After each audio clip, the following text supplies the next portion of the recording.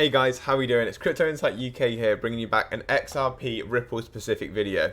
In this video, we're going to break down Ripple's quarterly report that's literally just come out. It's going to go through some of the key points of that, a few other things also regarding the UK Prime Minister. I've talked about this a few times and I deep dive into this into our weekly roundup episode, which is also coming out today. As well as this video, and we're going to have a little look at the markets and what's happening specifically in the legacy financial system outside of crypto, because it's very important right now. So let me just dive into this. So we're going to start with Brad Garlinghouse. Below 50% is a huge milestone. For 10 years, Ripple was focused on using XRP and the XRP ledger within our product for its speed, security, and scalability for movement of value.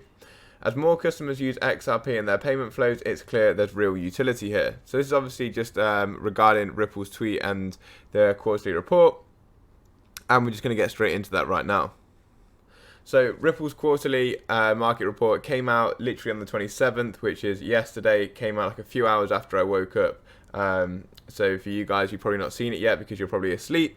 But I'm going to get into this now. So key notable takeaways. Ripple's now holding below 50% of the total outstanding supply for the first time. On-demand liquidity, ODL, went live in Brazil, with a key market in Latam. And total XRP sales by Ripple net purchases were 310.68 million versus the 408 million in the previous quarter. So the first thing that we're going to talk about obviously is that Ripple now hold less than 50 billion XRP, so that's less than 50% of the total supply. So within 10 years, that's how much they've managed to spread the supply out. Obviously, we know Ripple are the stewards of the escrow for XRP, and they only now operate 4 out of 130 validators on the XRP ledger. So anyone who says it's a centralized network doesn't really know what they're talking about, because the validators are the people who make the decisions on the network. Ripple just hold a large supply of the currency at the minute. So they talk a little bit in this about what's going on in macro, but I dive more deeply than they actually have in here. They mention the DXY, they're talking about inflation, and I go into this in much deeper levels in my weekly newsletter, so I'm not going to get into this too much. In fact, I cover everything that they're talking about here in my weekly newsletter. So what I wanted to talk about was this to start with. The NFT market. Ripple have a big eye on the NFT market right now, and they talk in here there could be a potential maybe play in here. They talk about how Limit Break have announced a $6.5 million purchase of an advertising slot for halftime in the Super Bowl for Diaku.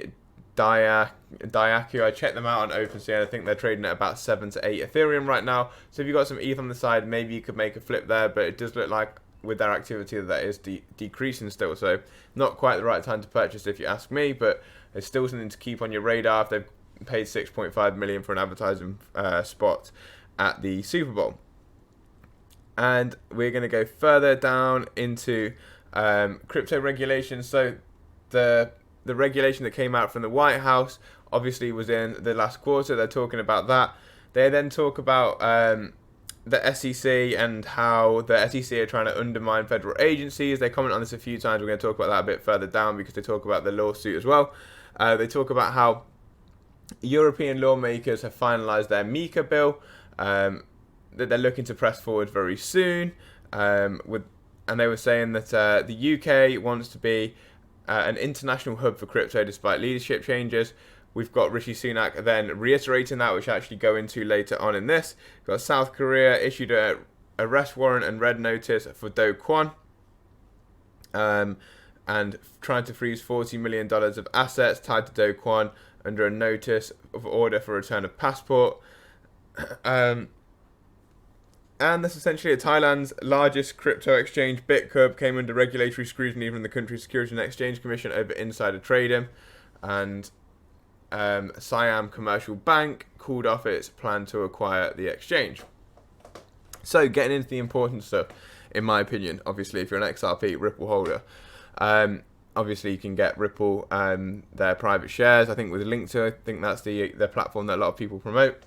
I have never used it. I also don't advocate buying anything pre-IPO at the minute because of the way pre-IPO companies are valued. I personally believe that probably anything pre-IPO is overvalued right now if you're looking at the prices.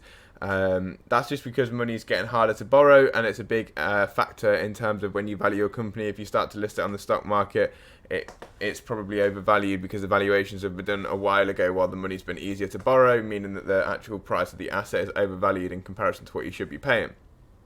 So if we look into this SEC versus Ripple lawsuit, with basically, I'm going to read this through because it's quite important as to what's going on. So on Tuesday, 13th September, Ripple and the SEC filed respective summary judgment motions under seal. Unsealed versions were filed and made public Saturday, the 17th of September. Ripple's filings argue the SEC is acting outside their legislative authority and not looking to apply the law. Instead, they're looking to remake the law in the hopes that it can impermissibly expand their jurisdiction far beyond the authority granted to them by Congress.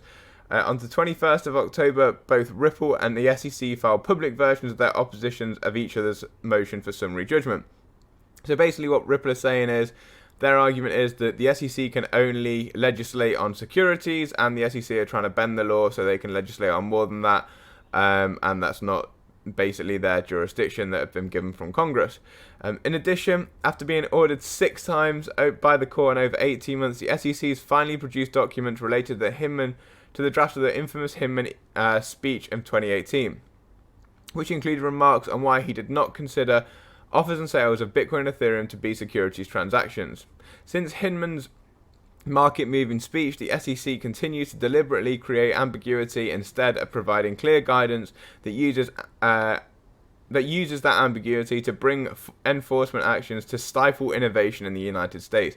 There are big shots fired at the SEC, and if anyone from Congress or the financial industry is reading this article, they're going to be like, okay, well, something's obviously not right here if we've got one of the biggest tech companies in the country, or Web3 countries in the country, saying things like this about the SEC. Obviously, they're under the lawsuit still.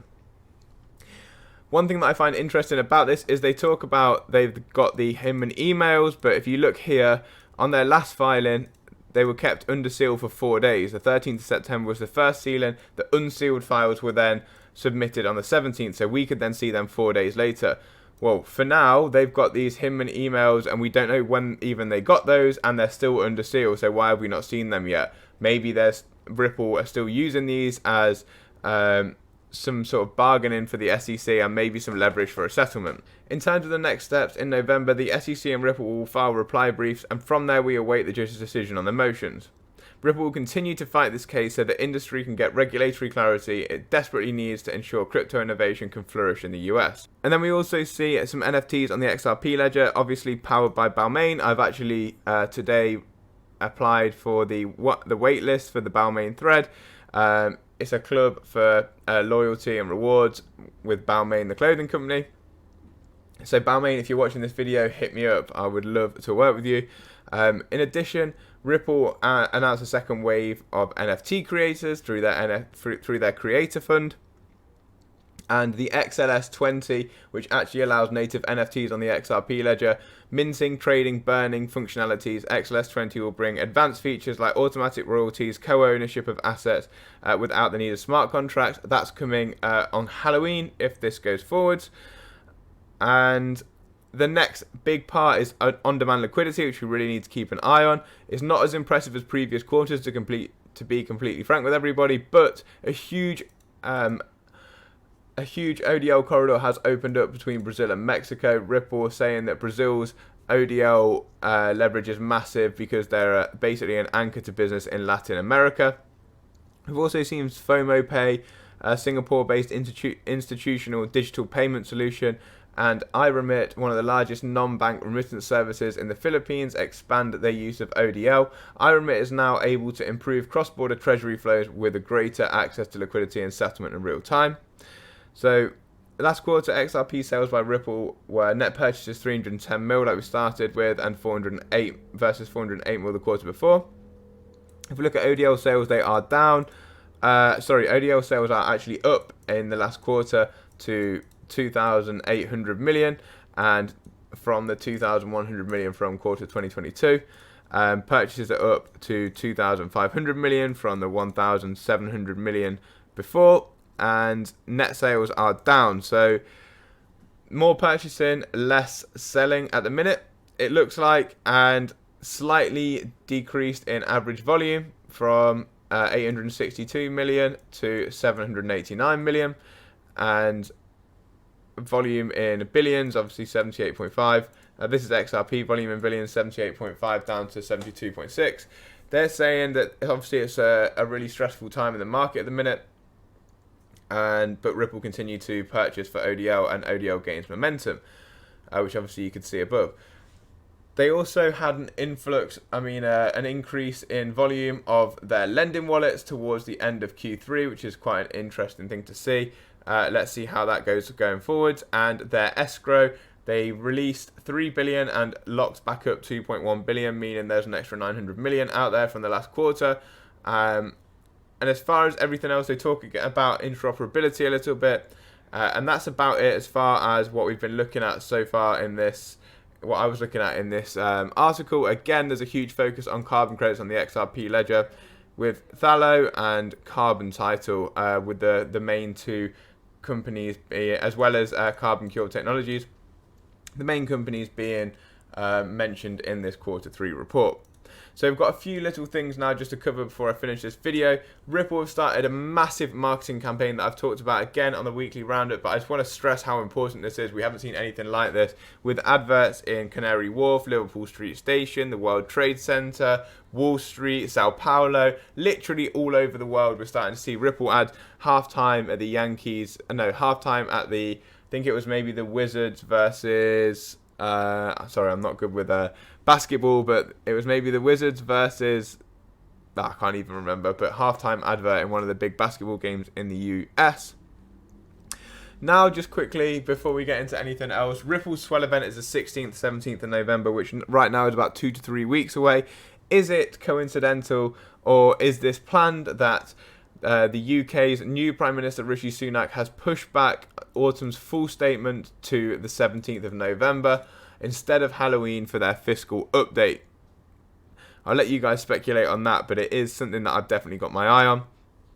Will Rishi Sunak be able to come through and make the UK a global crypto hub? I've written all this week's newsletter about Rishi Sunak and the potential of the UK becoming the crypto hub for the world, and I've covered it heavily in the weekly roundup that's also coming out very soon. With the plan for the NFT with HM Treasury, still looking like it's going forwards, so I will probably be scooping one of them myself.